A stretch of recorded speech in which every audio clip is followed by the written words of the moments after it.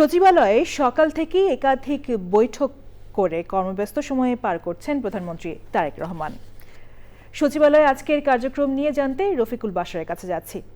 বাশার, সপ্তাহের প্রথম কার্যদিবসে সচিবালয় কার্যক্রম কেমন দেখছেন জানাবেন।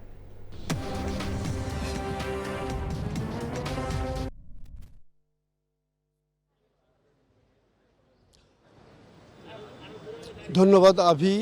যেমনটি বলছিলেন যে সকাল থেকে কিন্তু কর্মব্যস্ত সময় কাটিয়েছেন প্রধানমন্ত্রী তারেক রহমান।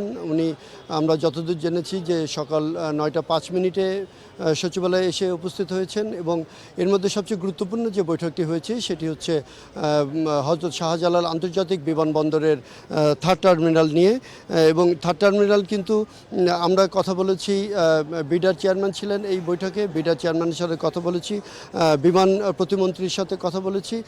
ওনারা যেমনটি জানিয়েছেন যে টার্মিনাল কিন্তু কেন দেরি হচ্ছে এবং এই বিষয়ে বিস্তারিত তাকে অবহিত করা হয়েছে প্রধানমন্ত্রীকে, এবং উনি দ্রুত বিমানবন্দরের এই থার্ড টার্মিনাল চালু করার বিষয়ে নির্দেশনা দিয়েছেন এবং সেই নির্দেশনা অনুযায়ী কাজ করতে নতুন আরেকটি কমিটি গঠন করা হচ্ছে।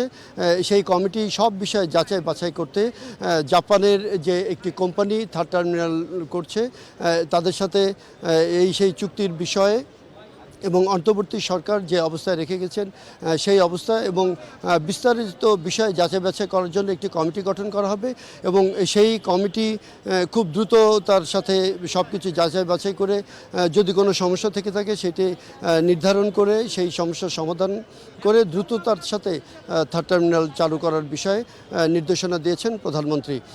আমরা এছাড়া দেখেছি যে সকালে সৌদি রাষ্ট্রদূত প্রধানমন্ত্রীর সাথে দেখা করেছেন।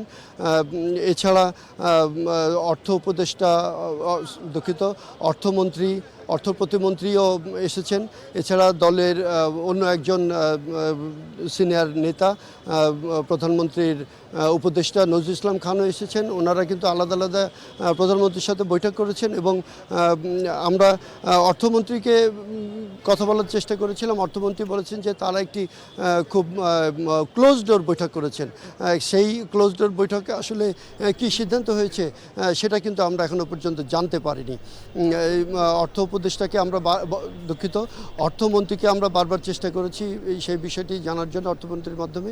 অর্থমন্ত্রী বারবারই বলেছেন এটি বলা যাবে না, এটি ক্লোজ ডোর একটি বৈঠক হয়েছে তার সাথে। এই ছিল আমার কাছে শেষ খবর। পরবর্তীকালে যে বিষয়গুলো আমরা জানতে পারবো সেগুলো আপনার মাধ্যমে জানিয়ে দেব আভি।